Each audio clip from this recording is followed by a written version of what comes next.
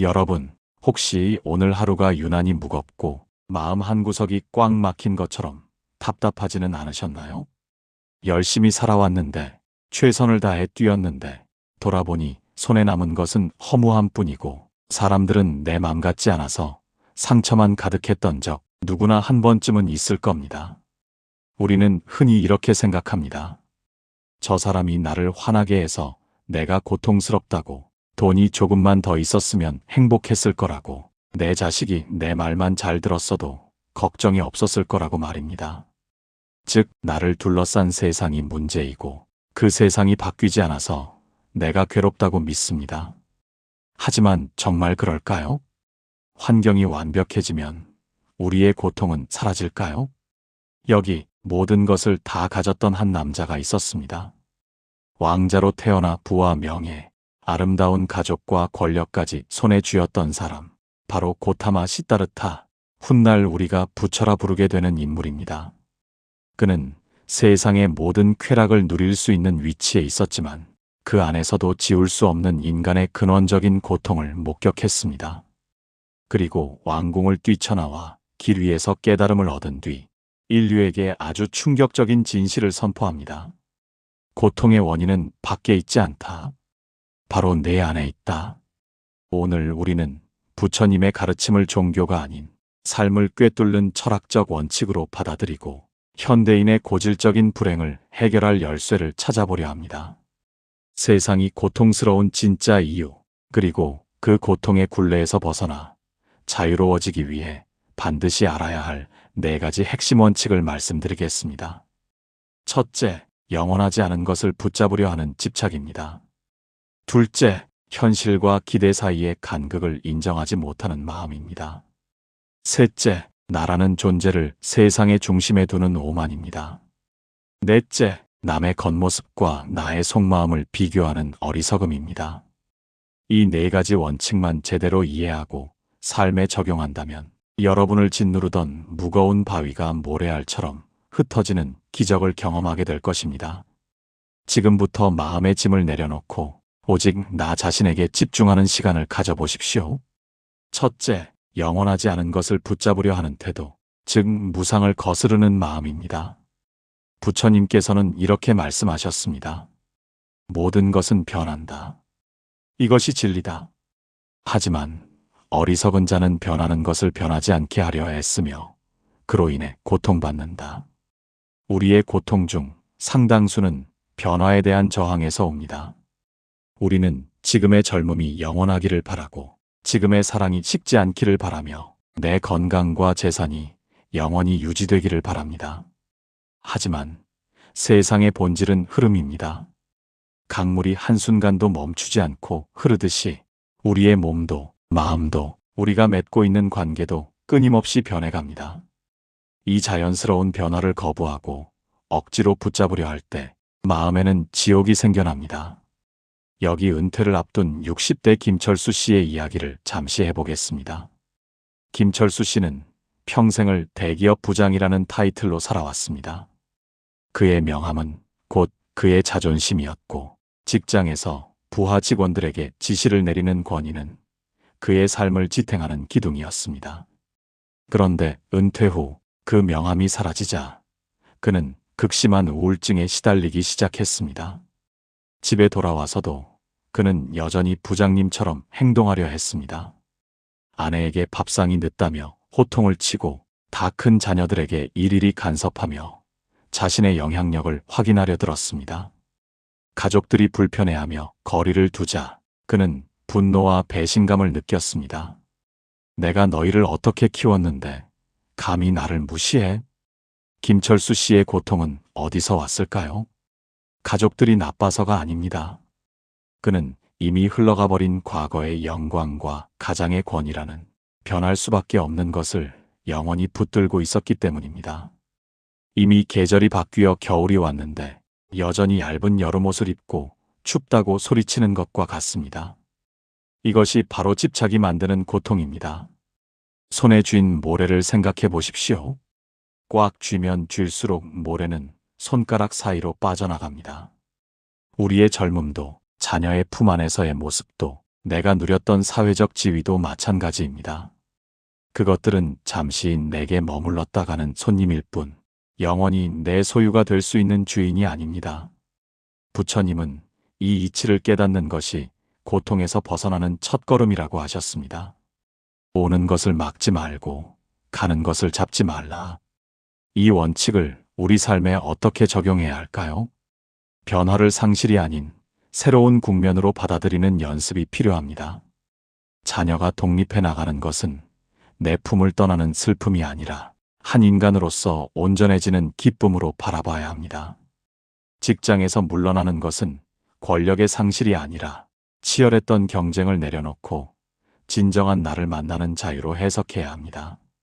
나이 들물 추함이나 쇠퇴로 여기지 말고 젊은 날의 열정 대신 깊은 지혜와 여유가 채워지는 성숙의 과정으로 받아들이셔야 합니다. 흐르는 물을 손으로 막으려 하면 물은 썩거나 넘쳐 흘러 우리를 덮칩니다. 하지만 물기를 터주면 그 물은 생명을 살리는 귀한 자원이 됩니다. 지금 여러분이 억지로 붙잡고 있는 것은 무엇입니까? 떠나간 연인입니까? 예전에 건강했던 시절입니까? 아니면 자식에 대한 기대입니까? 그 꽉 쥔 손을 펴십시오. 손을 펴야만 새로운 것이 들어올 수 있습니다. 변한다는 사실을 슬퍼하지 마십시오. 변하기 때문에 꽃이 피고, 변하기 때문에 계절이 오며, 변하기 때문에 우리의 고통 또한 영원하지 않은 것입니다. 둘째, 고통은 있는 그대로의 현실과 내가 바라는 기대 사이의 간극에서 옵니다. 이것을 불교에서는 가래, 즉 목마른 사람이 물을 찾듯 끊임없이 무언가를 갈구하는 마음이라고 합니다. 부처님께서 말씀하셨습니다. 고통은 욕망에서 온다. 바라는 것이 없으면 두려움도 없다. 우리는 살면서 수많은 기대를 품습니다. 내 남편은 기념일을 기억해줘야 해. 내 자식은 적어도 이 정도 대학은 가야 해. 내가 이만큼 노력했으니 사람들은 나를 인정해줘야 해. 이런 기대들은 마치 우리 마음속에 정해놓은 엄격한 법전과도 같습니다. 하지만 세상은, 그리고 타인은 내 마음속 법전을 따를 의무가 전혀 없습니다. 문제는 세상이 내 기대대로 움직이지 않을 때 우리가 그것을 단순한 사실로 받아들이지 않고 나에 대한 공격이나 부당한 처우로 해석하며 분노한다는 점입니다. 여기 명절 증후군으로 힘들어하는 40대 주부 이영희 씨의 사례를 봅시다. 이영희 씨는 명절 때마다 시댁에 가서 뼈 빠지게 일합니다. 그녀가 바라는 것은 큰 보상이 아닙니다. 그저 남편의 따뜻한 말 한마디, 고생했어, 고마워 라는 인정입니다. 하지만 무뚝뚝한 남편은 다녀와서 피곤하다며 소파에 누워 TV만 봅니다. 그 순간 이영희 씨의 마음속에서는 전쟁이 일어납니다. 어떻게 저럴 수가 있어? 내가 누구 때문에 이 고생을 했는데? 정말 배려라고는 눈꼽만치도 없는 사람이네. 분노는 꼬리에 꼬리를 물고 이어져 결국 지난 10년 전의 서운함까지 끄집어내어 대판 싸움을 벌입니다. 여기서 냉정하게 분석해 봅시다. 남편이 누워있는 것은 하나의 사실입니다. 하지만 이영희 씨가 괴로운 진짜 이유는 남편의 행동 그 자체보다는 남편이라면 응당 아내를 위로해야 한다라는 자신의 기대가 무너졌기 때문입니다. 물론 남편이 배려가 부족한 것은 맞습니다. 하지만 부처님의 지혜는 타인을 바꾸는 것이 아니라 내가 쏘아 올린 기대의 화살을 거두는 데 있습니다. 부처님은 두 번째 화살을 맞지 말라고 가르치셨습니다. 길을 가다가 우연히 화살을 맞았다면 그것은 어쩔 수 없는 첫 번째 고통, 즉 육체적 고통이나 상황적인 어려움입니다. 하지만 누가 이걸 쐈지? 왜 하필 나야? 억울해 죽겠네. 라며 울부짖고 분노하는 것은 스스로 자신에게 쏘는 두 번째 화살입니다. 첫 번째 화살은 아프지만 견딜 수 있습니다. 우리를 진짜 병들게 하는 것은 끊임없이 되뇌는 이 두 번째 화살, 즉 내 기대와 현실이 다르다는 것에 대한 저항과 분노입니다. 사람에 대해 실망하고 계신가요? 그렇다면 여러분은 그 사람을 있는 그대로 본 것이 아니라 여러분이 만들어낸 이상적인 허상을 보고 있었던 것입니다. 내 자식은 착해야 해. 라는 기대를 버리고, 내 아이도 사춘기를 겪는 불완전한 인간이구나. 라고 바라볼 때 대화가 시작됩니다. 저 사람은 나를 존중해야 해. 라는 기대를 내려놓고, 저 사람은 지금 마음의 여유가 없어서 남을 챙길 수 없구나. 라고 팩트만 볼 때 비로소 상처받지 않을 수 있습니다. 기대를 낮추라는 것이 포기하고 체념하라는 뜻이 아닙니다. 타인을 내 통제하에 두려는 욕심을 버리라는 뜻입니다. 우리는 날씨에게 왜 오늘 비가 오느냐고 화내지 않습니다. 비가 오면 우산을 쓰거나 집에서 빗소리를 즐깁니다. 인간관계도 날씨와 같습니다. 상대방의 행동은 내가 조종할 수 있는 영역이 아닙니다. 그저 오늘은 저 사람의 마음에 비가 내리는구나 하고 바라보는 것, 그리고 나는 내 마음에 우산을 펴는 것, 이것이 지혜로운 사람의 태도입니다. 여러분이 세상에 대해 그리고 타인에 대해 가지고 있는 반드시 그래야만 한다는 문장은 무엇입니까? 그 문장을 찾아내어 지워버리십시오. 그럴 수도 있지라는 말로 바꾸십시오. 기대가 사라진 자리에 비로소 평온함이 깃들게 됩니다. 상대방에게 바라지 않을 때 오히려 상대방이 주는 작은 호의가 기적처럼 감사하게 느껴지는 역설을 경험하게 될 것입니다.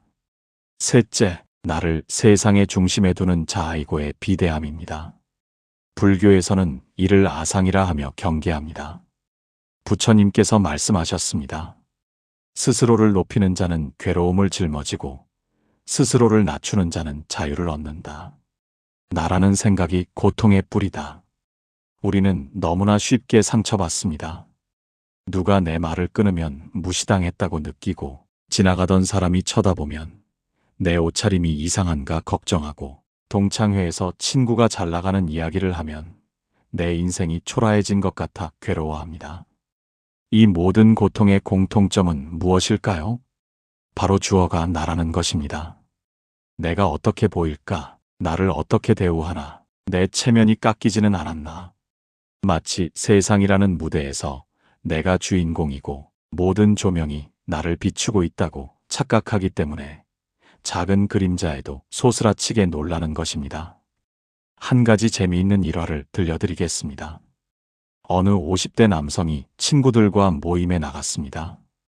식사 중에 자신이 열심히 의견을 말하고 있는데 맞은편에 앉은 친구가 자꾸만 딴청을 피우고 휴대전화만 들여다보는 것이었습니다. 이 남성은 모임 내내 불쾌했습니다. 내가 지금 말하고 있는데 감히 딴짓을 해? 나를 무시하는 건가? 내가 요즘 사업이 좀 안 된다고 사람을 깔보는구나. 속으로 온갖 소설을 쓰며 분노를 키웠습니다. 그런데 나중에 알고 보니 그 친구는 아내가 갑자기 응급실에 갔다는 연락을 받고 초조하게 메시지를 확인하고 있었던 것이었습니다. 그 사실을 안 순간 남성의 분노는 순식간에 부끄러움으로 바뀌었습니다. 보십시오. 우리가 느끼는 모욕감이나 상처의 대부분은 상대방의 의도와는 상관없이 내가 만들어낸 허상일 때가 많습니다. 우리는 각자 자기 자신의 영화를 찍느라 바빠서 사실 타인에게 그렇게 큰 관심이 없습니다. 여러분이 오늘 입은 옷, 여러분이 한 실수, 사람들은 생각보다 기억하지 못합니다. 그런데도 우리는 비대한 자아 때문에 모든 상황을 나 자신과 결부시켜 해석합니다. 이것이 바로 고통을 자초하는 습관입니다. 부처님은 무아, 즉 고정불변하는 실체로서의 나는 없다고 가르치셨습니다. 이 말은 내가 아예 존재하지 않는다는 허무주의가 아닙니다. 나라고 고집할 만한 대단한 것이 없으니 너무 힘주고 살지 말라는 위로의 메시지입니다. 빈 배를 생각해 보십시오. 강을 건너다 빈 배와 부딪히면 우리는 화를 내지 않습니다. 그냥 배를 피해가면 그만입니다. 하지만 그 배 안에 사람이 타고 있다면 소리쳐 화를 냅니다. 눈을 어디다 두고 다니는 거야? 여러분의 마음을 빈 배로 만드십시오. 누군가 나를 비난해도 그것은 그 사람의 생각일 뿐 내 실체가 아니다. 라고 생각하며 텅 빈 배처럼 흘려보내십시오. 나라는 존재의 부피를 줄이면 세상 어떤 화살도 나를 맞출 수 없습니다. 관역이 없는데 화살이 어디에 꽂히겠습니까? 현실에서 이것을 실천하는 가장 좋은 방법은 유머와 하심입니다. 누군가 나를 지적하면 발끈하며 방어막을 치는 대신 그러게 말입니다. 제가 아직 좀 부족하네요. 허허. 하고 웃어넘겨 보십시오. 내가 나를 낮추면 상대방은 더 이상 나를 공격할 명분을 잃습니다. 싸움은 맞서는 두 자아가 부딪힐 때 일어납니다. 한쪽이 쑥 내려가 버리면 부딪힐 곳이 없어 소리가 나지 않습니다. 자존심을 지키려고 바득바득 애쓰는 것이 자존감이 아닙니다. 진정한 자존감은 누가 뭐라 해도 내 가치는 변하지 않음을 알기에 가볍게 웃어넘길 수 있는 여유에서 나옵니다. 세상이 나를 중심으로 돌지 않는다는 사실을 인정하십시오. 나는 우주의 먼지 같은 존재임을 받아들이십시오. 그것은 비참한 것이 아니라 무한한 자유입니다. 내가 대단한 사람이 아니라는 것을 인정할 때 우리는 비로소 실패해도 괜찮고 남의 시선에서 벗어나 내 멋대로 살 수 있는 용기를 얻게 됩니다. 타인의 평가라는 감옥에서 탈출하는 열쇠는 바로 나를 내려놓음에 있습니다. 넷째, 남의 겉모습과 나의 속마음을 비교하는 망상입니다. 이것은 현대인에게 가장 큰 고통을 주는 독약과도 같습니다. 부처님께서는 남과 비교하지 말라. 비교는 기쁨을 훔쳐가는 도둑이다. 라고 경고하셨습니다. 경전에는 이런 비유가 나옵니다. 어떤 사람이 맛있는 음식을 먹고 있는데 옆 사람이 더 화려한 그릇에 담긴 음식을 먹는 것을 보고 자신의 음식을 맛없게 느끼며 괴로워한다는 이야기입니다. 음식의 본질은 맛과 영양인데 우리는 담겨있는 그릇을 비교하느라 정작 내가 누릴 수 있는 행복을 걷어찹니다. 요즘 세상은 이 비교의 고통을 증폭시키는 장치들로 가득합니다. 스마트폰만 켜면 다들 해외여행을 가고 명품을 사고 맛있는 것을 먹으며 세상에서 제일 행복하게 사는 것처럼 보입니다. 그 화려한 사진들을 보다가 고개를 돌려 내 초라한 방구석을 보면 한숨이 절로 나옵니다. 나는 지금까지 뭐하고 살았나? 저 사람은 저렇게 잘 나가는데 나는 왜 이 모양인가? 이런 생각이 들 때 우리는 아주 중요한 진실 하나를 잊고 있습니다. 여러분은 지금 타인의 하이라이트 장면과 여러분의 비하인드 장면을 비교하고 있다는 사실입니다. 무대 위에서 화려한 조명을 받는 배우도 무대 뒤에서는 대사를 외우느라 머리를 쥐어뜯고 동료와의 불화로 울고 미래에 대한 불안으로 잠 못 이룹니다. 하지만 관객인 우리는 오직 화려한 무대 위 모습만 봅니다. 남들의 SNS, 동창회에서 떠드는 자랑거리는 모두 편집된 예고편일 뿐입니다. 그 속에 담긴 구질구질하고 고통스러운 본편은 아무도 보여주지 않습니다. 부처님은 일체계고, 즉 태어난 모든 존재는 고통을 짊어지고 있다고 하셨습니다. 부자라고 해서, 유명하다고 해서 고통이 없을까요? 그들에게는 그들만의 어쩌면 우리보다 더 크고 무서운 고통이 있습니다. 돈이 많으면 그 돈을 지키기 위한 불안이 있고 높은 자리에 있으면 추락에 대한 공포가 있습니다. 겉보기에 완벽해 보이는 그 사람도 집에 가면 말 못할 가정사가 있고 남모를 병이 있고 지독한 외로움이 있습니다. 단지 겉으로 드러내지 않을 뿐입니다. 질투와 열등감은 상대방의 겉모습만 보고 저 사람은 고통이 없을 것이라고 착각하는 무지에서 비롯됩니다. 그 사람의 삶 전체를 그가 겪어야 할 생로병사의 모든 과정을 꿰뚫어 본다면 부러움 대신 연민이 생길 것입니다. 저 사람도 나처럼 늙어가겠구나. 저 사람도 언젠가는 소중한 것들을 잃고 슬퍼하겠구나. 저 화려한 미소 뒤에 감춰진 그림자는 얼마나 짙을까. 이렇게 생각하면 질투의 대상은 더 이상 경쟁자가 아니라 함께의 인생이라는 거친 바다를 건너가는 나와 똑같이 가엾은 동료로 느껴지게 됩니다. 자신의 삶에 집중하십시오. 남의 속도에 맞추려 하지 마십시오. 꽃은 저마다 피는 시기가 다릅니다. 봄에 피는 매화가 있고 가을에 피는 국화가 있습니다. 매화가 국화를 보고 너는 왜 지금 피지 않느냐고 비웃지 않고 국화가 매화를 보고 너는 왜 벌써 지느냐고 탓하지 않습니다. 그저 자신의 계절에 맞춰 묵묵히 피어날 뿐입니다. 여러분의 인생도 그렇습니다. 누군가는 20대에 성공하지만 40대에 무너질 수 있고 누군가는 50대까지 고생하다가 60대에 꽃을 피울 수 있습니다. 남을 쳐다보느라 목을 빼지 말고 지금 내 발밑에 있는 땅을 단단히 딛고 서십시오. 비교를 멈추는 순간 여러분이 가진 소박한 행복들이 보석처럼 빛나기 시작할 것입니다. 이제 오늘 나눈 이야기들을 정리하며 마음속에 새겨보겠습니다. 세상이 고통스러운 이유는 세상 탓이 아닙니다. 우리가 세상을 바라보는 잘못된 렌즈 때문입니다.